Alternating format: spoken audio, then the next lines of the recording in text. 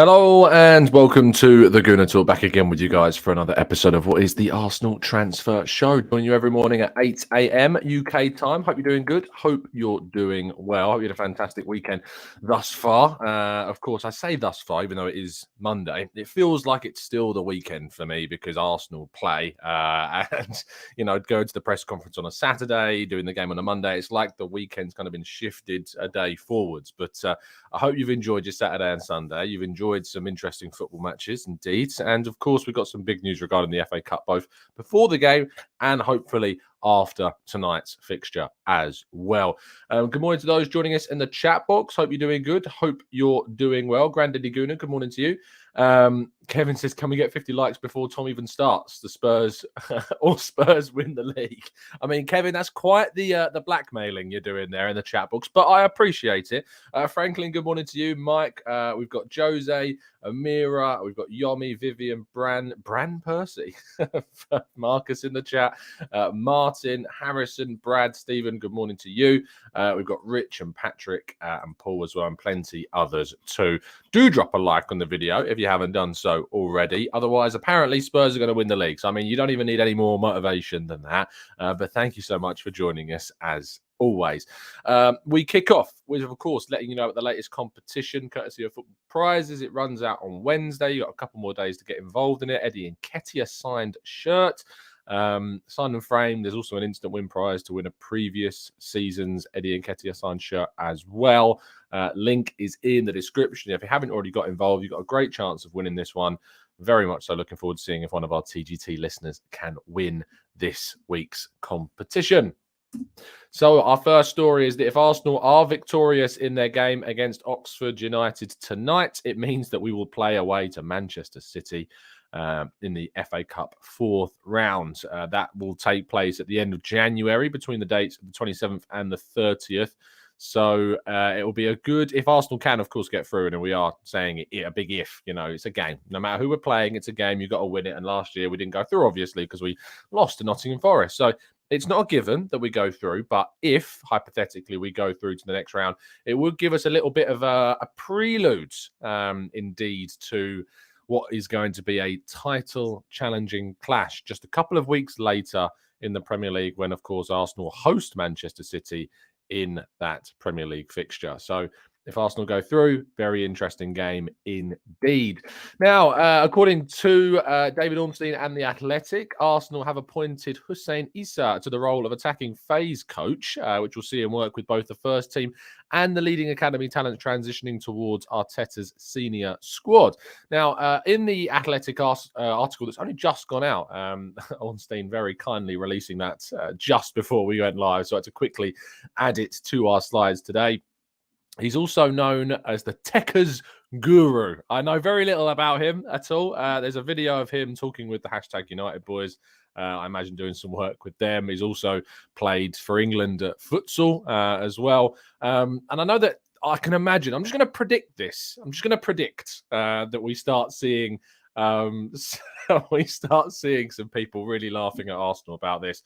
But you shouldn't, because if we know anything, it's that Arsenal's coaching setup is extremely meticulous, specific, and professional. And I'm sure that the only reason they would have employed somebody is because they believe them to be the right fit. So despite you might seeing a few jokes being made about this one, because obviously he's worked with some YouTubers, and that often does draw a little bit more of attention.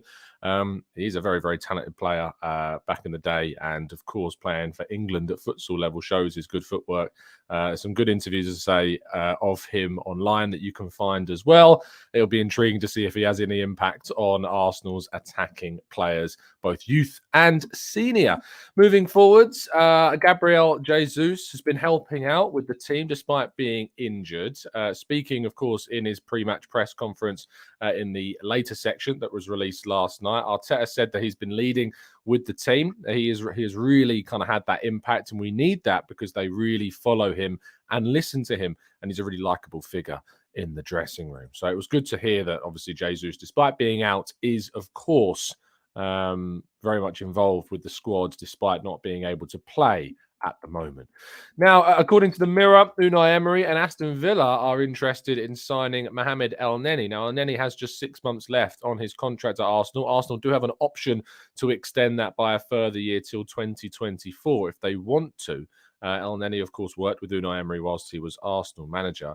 And this link has very much come out of nowhere. Now, I can't really see Arsenal agreeing to this deal without bringing in a significant number 6 specific cover in the space of the next couple of weeks or so.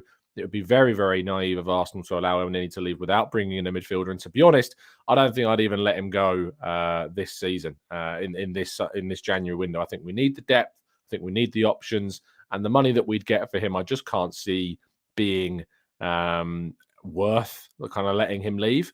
So let's see what indeed ends up happening. But Mohamed Elneny linked with Aston Villa, one to track between now and the end of the January window. Now, Arsenal are not interested in revisiting Dusan Vlahovic. This is according to Fabrizio Romano. Of course, talk of Juventus's chaos and their transfer investigations that are going on at the moment have led some to suggest that some of their key stars like Vlahovic, Locatelli, Chiesa could leave the club. Yet Fabrizio saying that Arsenal have zero interest whatsoever in trying to bring the Serbian striker to the club. The negotiations that went down, or lack of negotiations really, that went down during January of 2022 have very much kind of undermined any hope of Arsenal moving for the player again. They are not keen on renegotiating or revisiting that deal because of what happened last January. Now, Arsenal, I said, according to Sports, to be keeping tabs on Alex Balde of Barcelona. Of course, the young left-back made his debut at the international level in the World Cup, of course, as well. There is a contract issue at the moment, despite the fact that a contract should not be too difficult to agree with Balde. Apparently, Barcelona are finding difficulties in actually registering the player. Barcelona have got, plenty of issues right now. He's a very young and exciting left back. I imagine this might be one that Arsenal look to if they feel as though Kieran Tierney's future is not yet assured. Arsenal do have Lino Sousa, of course, a very young, talented left back playing in the under-21 squad, and has also impressed when playing with the senior team in that mid-season break that he featured in. But he's a very exciting player, as Alex Balde. A story that we will continue to keep you updated on and follow should there be any developments. But I imagine it's just one of those where the contract situation's being a little bit strange by Barca's inability to register some of their players, and that then has led there to be links to clubs like Arsenal. Now, regarding Mykhaylo Mudryk, the latest on him, we had nothing really that significant yesterday in this story, but I know that you guys will be asking, what about Mudryk? So it's basically the news that there is no news at this stage. Talks are continuing with the player. There's no breakthrough on this. The player wants Arsenal. Arsenal want the player. Shakhtar want a ridiculous amount of money. You know the rest. So unfortunately, I can't give you any kind of tangible updates on Mudryk because there isn't, hence why he wasn't in the thumbnail. We can't just use the boy for views. We have to be honest about this stuff. There was no update yesterday, and so therefore the update is there is no update. So there you go. Moving into what is our couple of headline stories of the day. Arsenal, according to Calcio Mercato. So let me just grab I need to get like a genuine pinch of salt sort of thing next to me on these shows. So with a little pinch of salt, as always, Arsenal have reportedly opened talks with the representatives of Sergej Milinkovic-Savic over a potential summer move. He could be available for in the region of 50 to 60 million euros in the summer, and Arsenal want to position themselves as early as possible over a potential move. So whether this is true or not, again, we always are skeptical when it comes to the Italian media, besides good old Fab breaking these sorts of stories. But Sergej Milinkovic-Savic, again, linked with the club. These links have gone on for some time. These have gone on since way before even last summer. So there is potential for there to be genuine interest from Arsenal in the player. However, the likelihood of us getting him is, I think, quite small still at this stage. But that might change when the summer transfer window rolls around. But for January, not a chance. Now, Joao Felix continues, of course, to be linked with a move to Arsenal, and this is probably the most likely developing story at the moment regarding the club. What we have seen in the last 24 hours is Atleti lose their game against Barcelona in La Liga, a singular goal from Ousmane Dembele gave Barca the 3 points. But what was interesting before the game is that the Atletico Madrid president, Cerezo, has been talking to DAZN, in which he said, Joao Felix's future, ? I always say that the players play where in the club they want. I don't know where Joao wants to play. I think he's now feeling so good here.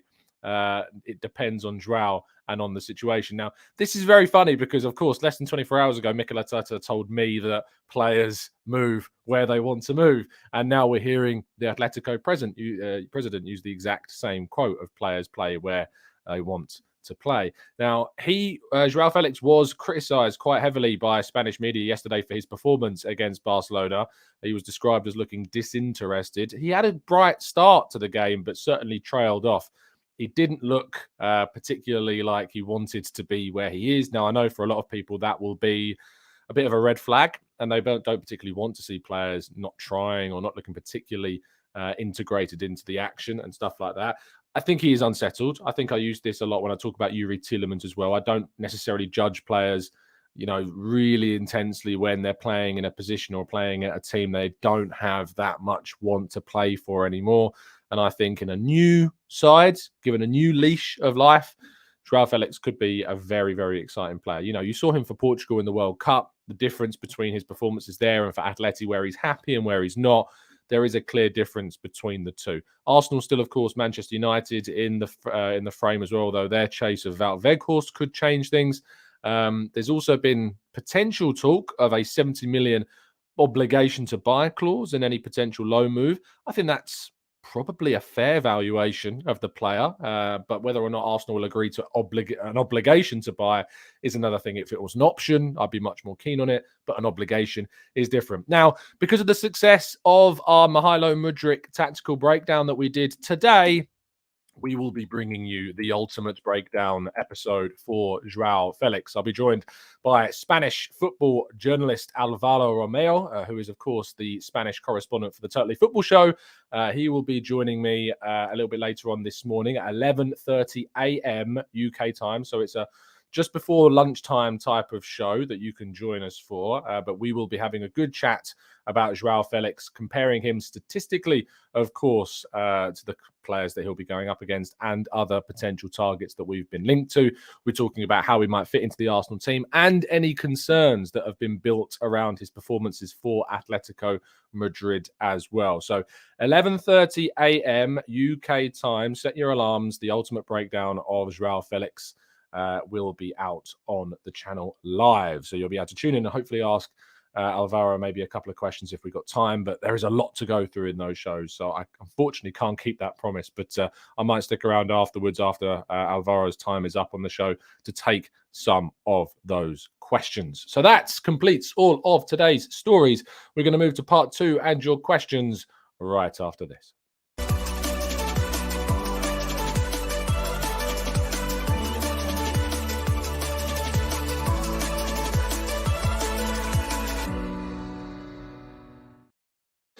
Okay, let's jump into the chat and see what you guys are talking about. Marcus says, West Ham need to strengthen. I know unlikely, but go for Rice now then. More rumours about there being potential interest in him. I don't doubt, as I've said a number of times, that Arsenal have an interest in Declan Rice. The problem with the Declan Rice deal continues to be whether or not he'd move in January, whether or not Arsenal can afford to pay that in January. I don't think they do. I think that a move is much more likely in the summer. And there is some genuine reality to this move potentially happening in the summer when Arsenal have more financial flexibility to move for a more expensive midfielder because their money is very much being focused on the forward line during this January transfer window. But I think it'd be a very intriguing and statement signing by the Gunners to do. So let's see if that indeed does end up happening in the summer. Yomi says, Tom, watching Felix yesterday, he looks uninterested. Adding that with the fact that he will be moving to a new league, do you think it's sensible to pay a huge loan fee for him? It's interesting, Yomi, because, when you go up to 21 million euros, I'm struggling to justify that.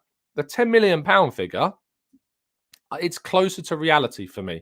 If we manage to get kind of the whole package for around 10 to 12 million pounds for the loan for 6 months, it could be the difference for us. It could be something that helps us give that little bit more edge to push towards it. I don't think it is the defining kind of player between a title and not a title. I could be proven wrong if he joins and does fantastically. I hope that happens. But I'm struggling to kind of justify 21 million euros as a whole package for 6 months. Maybe if there was an option in that, it might make more sense if that then money was taken off of the ultimate price at the end of it. Of course, that might make it make sense. But I'm struggling to do that right at this very moment. It's tricky. Can he have an immediate impact? Yes. Have players that have come from abroad had an immediate impact in this team? Yes. Has the opposite happened? Yes. It's nearly impossible to know how immediate his impact in the team would be. But it's something that we will, of course, discuss with Alvaro a little bit later on this morning. Bakary Lasagna says, Tom, did you see Patino at Blackpool? I can't wait to see this kid back with us. Yeah, I had a fantastic game, of course, and hopefully we see Patino continue to progress. Maybe you can go up against some more Premier League opposition in the FA Cup, of course, with Blackpool progressing and seeing him play against those types of level of opponent. Him coming back is going to be great. I can't wait for that. But yeah, fingers crossed we see a really special second half of the season, and then he can kind of accelerate his move straight into the Arsenal senior setup next season. Siddhant says, Tom, after Chelsea getting thrashed by Man City, do you think they would push harder for Mudryk? They might, but ultimately the rumours are that Chelsea's valuation of Mudryk falls very much similar to our own. Now, whether or not they'll then push harder and go higher than us for Mudryk to try and agree a deal is another thing. I imagine if they agree a deal with Shakhtar, that could change things for Arsenal. If Shakhtar agree on a certain bid, that could change things. That could push Arsenal. It could just stop Arsenal from going in altogether, and then Mudryk would have a very big decision to make, of course. Or they'd be patient. They wait for Mudryk to continue to say, no, I don't want to move to Chelsea, and then go in on a slightly lower bid. That could be how it works out. But it's very difficult to work out what might end up happening. Arsenal always said to be confident, always said to be optimistic because they know the player wants to go there. I heard from Mikel Arteta, as I said earlier on the show, that he says he believes himself players move where they want to go. And we know that Mudryk wants to come to Arsenal. It's not a secret. It's very, very obvious and clear. So hopefully that proves to be the difference between now and the end of January. DR says, are we waiting for world peace before completing renewals for Saka, Saliba and Martinelli? Or are we waiting for these players to get annoyed with the club? DR, ultimately, discussions continue to go on behind the scenes. And I know it might be frustrating that these aren't being snapped up, renewed or whatever in our eyes. But conversations continue and they take time. And unfortunately, whilst you might look at other clubs renewing contracts, Arsenal have actually been quite good at renewing their players' contracts. You know, we've already managed to get Gabriel signed up to a new deal this season. Of course, we managed to sign Martinelli and Saka onto new deals just over 2 years ago. And getting Saliba integrated and very happy at Arsenal in itself is an achievement. We are in a good place. I am not concerned at this moment in time about Saka and Martinelli in particular. Saliba is obviously the big one that there are concerns about for obvious reasons. But just be patient a bit more and hopefully we'll have some news on contracts in the coming months. Abdul says, why not loan Lokonga? He doesn't play that much. I would be open to a loan in the summer, but right now I think it's worth him staying, keeping the depth, keep the options that we have. We need that depth. That's important in this 6 months. But in the summer, absolutely send him on loan, get him playing regularly and maybe earning even more if we sell him in the following summer, or of course integrated into the Aston team if he has indeed proved himself. Owen says, if Shakhtar Donetsk and Atletico Madrid don't budge on their prices, what should Arsenal's next move be? Do you think we should overpay or move away onto other players of interest? Cheers. Owen, it depends on how much you want a player, how much you'd have to overpay, of course, to get them. That is a big, big factor in this. If the difference between getting Mudryk and not getting Mudryk is 10 million euros, I'd probably just spend the extra 10 million euros and get it. If the difference is 20, 30, 40, that's a bit different. It also is worth pointing out that there aren't too many wingers, you know, genuine wingers that are going to offer Arsenal what they want on the market. There isn't too many right now at all. So if you can get one of the best young ones in the world, that's a really big plus for you. Regarding Joao Felix, I think there are alternatives to Joao Felix. I think there are other possibilities than him. So it makes it easier to turn that one down than it does for the Mudryk one. And you worry about him moving to one of your rivals and becoming an amazing player, of course. Oki says, Tom, has there been any further talk about Memphis Depay? I think he may be a reasonable option as a loan or even a permanent deal if the price is right. Can play across the front three and he's been reasonably good at Barca. A loan is near impossible because I think he only has 6 months left on his contract. A cheap price would be feasible. But then you are committing a spot in your squad for the next 2.5, 3 years to Memphis Depay, who is going to be ultimately, if we're honest about it, he's moving away from his peak years in the world of football. So it's difficult to justify a permanent contract for Memphis Depay, especially if it blocks you from signing another forward in the summer. Potentially it blocks a pathway back for following Balogun. And I know that annoys people when people talk about why would we not sign someone because of a youth player. But in the essence of a 6-month period, if you can sign somebody on loan and then you can make a decision on Balogun in the summer, I think that's smarter. That's smarter to do than it is to commit to 2.5 years, say, of Memphis Depay. Because I imagine he would want a lengthy contract to have guarantees over his own future. Let's go to LBLB, who says, Tom, do you not think Arsenal are concentrating too much on the attack rather than finding a capable replacement for Partey or another box-to-box midfielder? Now, it's a fair question. What I would continue to say is that Arsenal are monitoring a number of midfielders. They have got their ideas on midfield. Their focus at the start of this window is to try and lock down that forward area to get those players in. For me, that is the right thing to do. I think the forward area is something we need to make sure that we've got, because the midfielders, if you look at it, we've got Partey, we've got Elneny, we've got Lokonga, we've got Xhaka, we've got Smith Rowe, we've got Fabio Vieira, we've got Ødegaard, could all play in those midfield areas, right? Zinchenko can arguably also play in the midfield if you needed him to, with Tierney going to left back. So there are options there. In the forward line, we have Saka, Martinelli, and Nketiah right now. Jesus is injured until late February, March. Of course, Smith Rowe could play in a wide area. Of course, Fabio Vieira could play in a wide area if you needed them to. But we lack wingers. We lack that genuine wing option. Reece Nelson is injured what feels like indefinitely at the moment. We've got no updates on that. And Marquinhos is just not ready right now. He's so far down the pecking order, and probably if we had Nelson available right now, would have been sent on loan.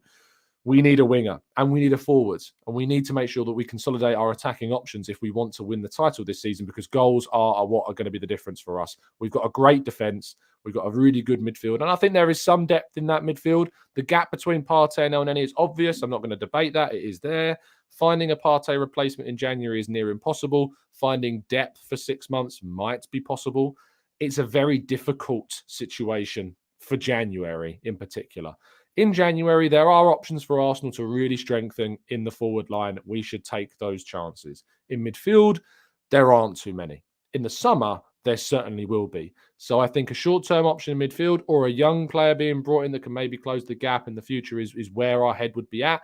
But at the moment, the priority remains the forward line. And I, for one, am fine with that being the priority in this window. Hopefully, though, we can add a midfielder between now and the end of January. Hard Pixel TV says, Tom, I know that we were linked with Ndika on a free in the summer, but what happens if Gabriel were to get injured? Tomiyasu can play left centre-back, but he's never played there for us. Maybe an area that we need to look back. It's also worth remembering that Saliba and Holding can also play left centre-back and have done. Holding has played left centre-back on numerous occasions, and when playing in the Europa League or in the Carabao Cup, Holding has often played that left centre-back role. I know that people aren't really raving about Holding. He's a decent defender, especially as a backup. Yes, if Gabriel were to get injured for the long term, maybe that'd be a problem. But for most top teams, if their starting centre-back is out, they don't necessarily have the options there. Tomiyasu, I think, has proven for Japan on a number of occasions to be a top-quality left-sided centre-back if need be, and I'd be fine with him playing there. Two-footed, strong, physical, good in the air. I have no issues with Tomiyasu being left centre-back as well, and probably is the second option there for now if we need him to be. Let's go to Manu, who says, regarding my tweet about Lokonga, with Patino doing so well on loan and arguably having more minutes at a higher level than him, could Patino be game over for Lokonga, or could they coexist? It depends on where Patino eventually specialises. He's been playing quite deep in the Blackpool midfield. I think he has a record amount of interceptions since moving into that position, but he also does like to progress the ball forwards from deep. He's kind of, I think, going to be the best Xhaka replacement. Now, of course, that is where Lokonga still very much plays, and his best position is that left number 8 position. So it could be curtains for Lokonga if Patino does progress and come through the ranks. And I'm fine with that because Patino looks special. So Lokonga needs to go on loan next season. We could bring Patino into his role in the squad for next season and make a decision then. So there you go. Let's go to Ans, who says, if all transfers were possible, who would elevate this current Arsenal team if you could only pick one out of Sergej Milinkovic-Savic, Jude or Rice? it would be Bellingham. Without a shadow of a doubt, he is going to be the best midfielder in the world for the next 10 years. I have few doubts about that. He is unbelievably good. Unbelievably good. I know that I'm missing out on loads of newer questions in the chat, so let's just scroll a bit. Dan says, hi Tom, if Shakhtar refused to sell to both Chelsea and Arsenal because of valuation, do you think something similar to Houssem Aouar would happen where his value dropped significantly? Potentially. It depends on what happens with him between now and the rest of the season. Shakhtar do have European football still to play in the Europa League. They drop down. They'll play that round of 32 match. I'm not sure who they've got. Let's have a quick look at the Europa League fixtures and see who they have got. They have got Rennes. Now, Rennes this season are where in the league? I think they're quite high up. Yeah, 4th in the table. They're doing pretty well. They could beat Shakhtar and knock them out. I think it's a very close call to actually make between those two. So they finished second in their group behind Fenerbahce, but way ahead of AEK, Larnaca and Dynamo Kiev, ironically, another Ukrainian side. So they'll play Shakhtar. It's interesting actually looking at those Europa League fixtures. I've forgotten who's still in the competition. Salzburg play Roma, Barca play United, Ajax play Union Berlin, Donetsk against Rennes, Sevilla PSV, Sporting against Midtjylland, Juventus against Nantes, and Leverkusen against Monaco. It'll be very interesting, Arsenal, when they got Juve in the next round after that awful friendly that we had, of course. But it's difficult to know if he would have that kind of fall. He hasn't shown any sign of dipping. And he's a very similar situation where you've got big money being talked about for a player that hasn't necessarily proved it at the top level. But I don't really like using words unproven or inexperienced because we've seen players move and after very little experience and go on to absolutely excel, like Jude Bellingham, for instance. So it's tricky to have those sorts of arguments. Let's look at Ini, who says Arsenal's Aubameyang decision has aged well. Yes, very much so. I appreciate the satirical comments and thank you for the donation, Ini. Much appreciated. Singatha says perhaps the contracts of Saka and Martinelli are being put on hold so they can focus on the season. A new contract with massive pay rise could be very distracting for a 21-year-old. I think it could be smart. I like that theory. I like the theory that they are, we've seen players given big contracts and then immediately their form has dipped. If they are in continual talks, they'll want to be putting in these top performances. And this season, that could be key. So maybe it is that we wait till the summer to agree those contracts with those players. That might be really, really important to do so. Colin says, can we use another KSE club to buy players and then loan them to them? Now, the only other KSE club, Colin, that exists in my view or knowledge is Colorado Rapids in the MLS. If you're going to loan them out there, it's a different calendar year of football, which makes it trickier. The level is obviously very different. I would predict the level of MLS is around kind of low-level championship. I think is probably a fair representation of where the MLS is right now. And I don't think that's disrespectful. I think that's probably where I think there are teams in the high end of the championship that would be probably comfortably beating those MLS sides. So I think low-end championship is where you're looking at. So it depends upon where the players are. It depends upon what kind of level of player you're looking at to send them on loan to. For me, Arsenal need to go down the City route or the Brighton route or the Sheffield United route, where they've not, maybe they're different routes, to be fair. You've got City that's like got the City Football Group, have got connections with clubs around the world. You've got Brighton, you've got Sheffield United, which have got clubs that they've got partnerships with. I think Leicester have got one in Belgium as well. They've all got clubs in Belgium that they got links to. I think that Arsenal need to have that kind of situation where they've got that kind of unofficial partnership. Chelsea had Vitesse Arnhem. If you remember, they sent so many loan players out to the Eredivisie with Vitesse. So that, I think, is where Arsenal should be looking to do things. Keep it in Europe. Keep the calendar, the kind of seasonal, the calendar of the season the same, and do it that way. That's how I think Arsenal should be approaching that. But I appreciate the question, Colin. I'm going to assume this is Ghosty, maybe. There's an X in the middle, so I'm not 100% sure. But Ghosty says, Tom, do you think that Tammy Abraham would be a good option for us? He would be expensive. You're looking at spending 40 to 50 million, maybe slightly more Roma would ask for. Not that he's, I don't think, worth that amount of money at the moment.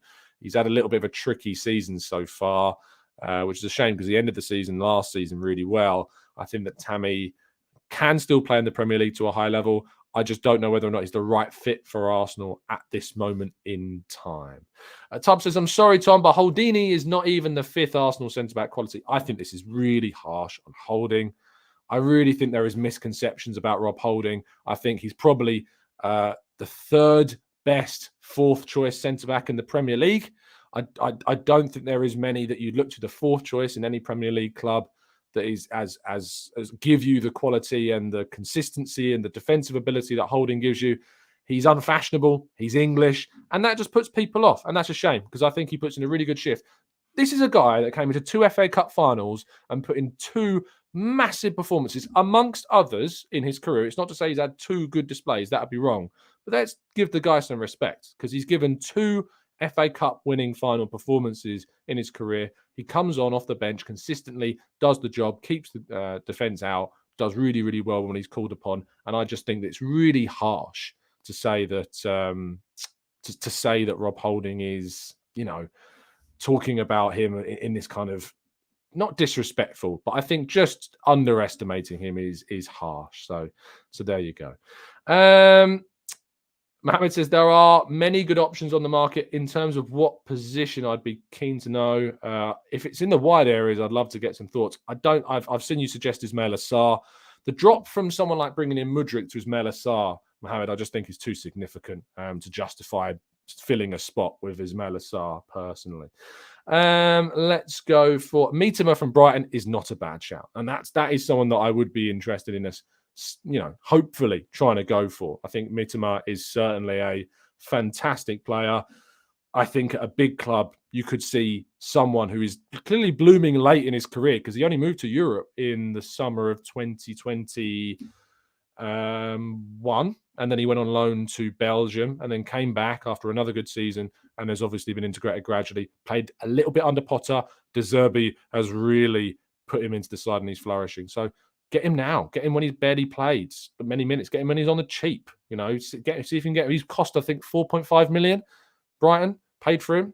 I'd bid 30 million as a starting offer and see what Brighton said to 30 million for Mitoma. You've already done, 6 times your value that you paid?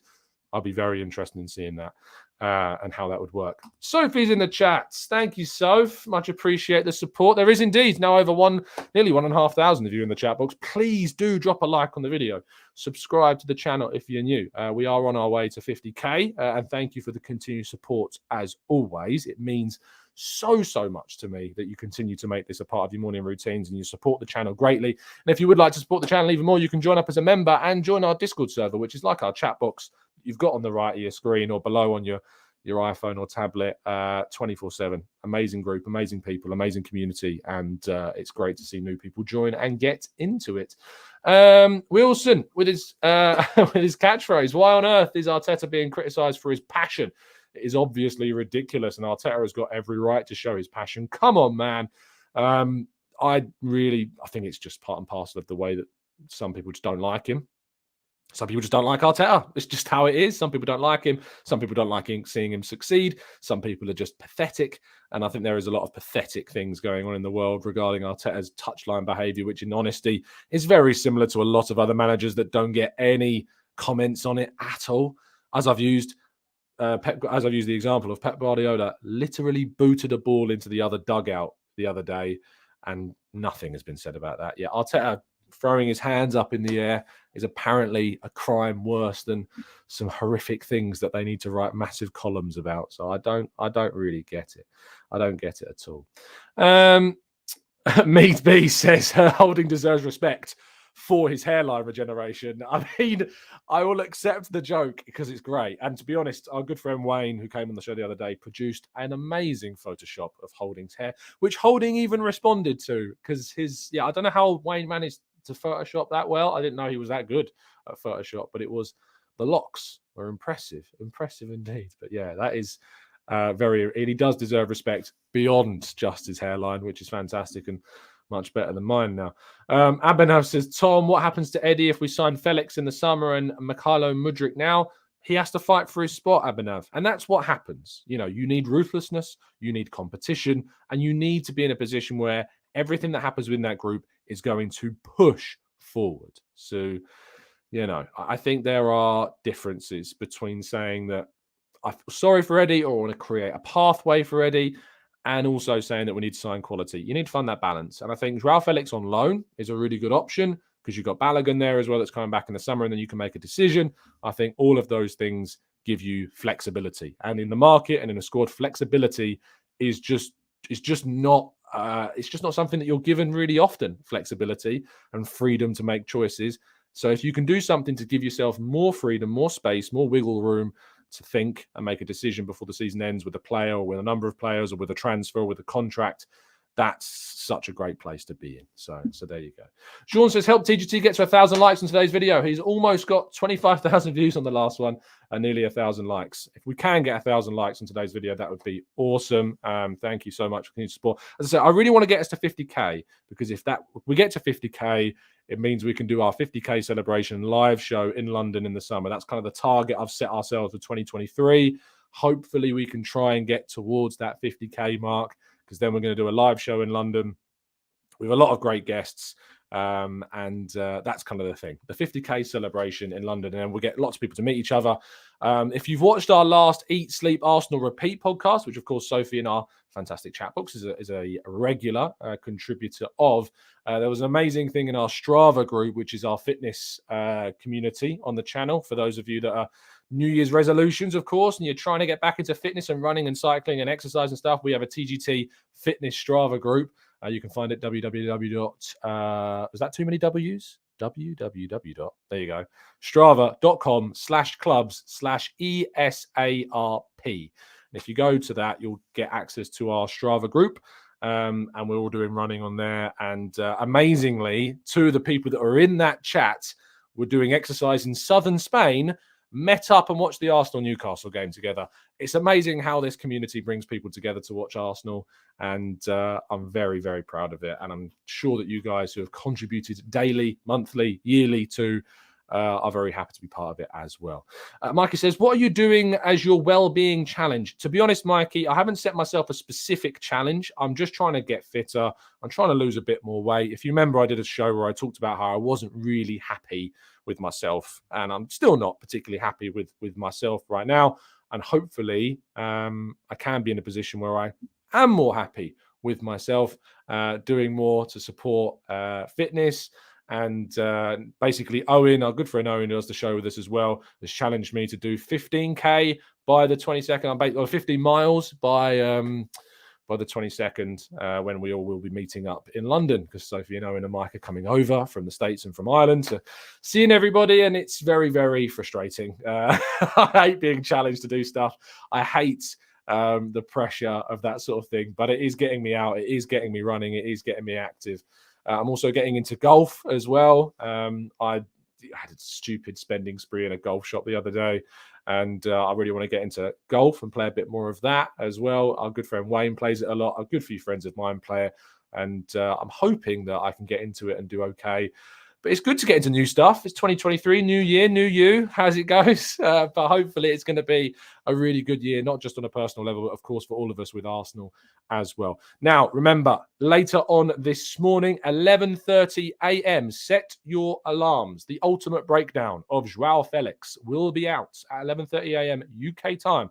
I'll be joined by Alvaro Romeo to have a good chat about the Portuguese international, how, a move to Arsenal might materialise, how he might fit into the team, and of course, what he could bring and what doubts and fears we might have about him and the price tag and all of that lovely stuff.